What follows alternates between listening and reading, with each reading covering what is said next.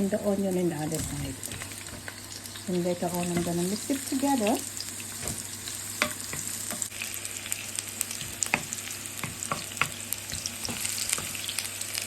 A little bit before I mix it together.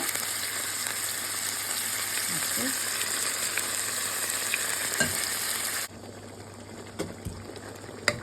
That's my liver for now, and just cover it.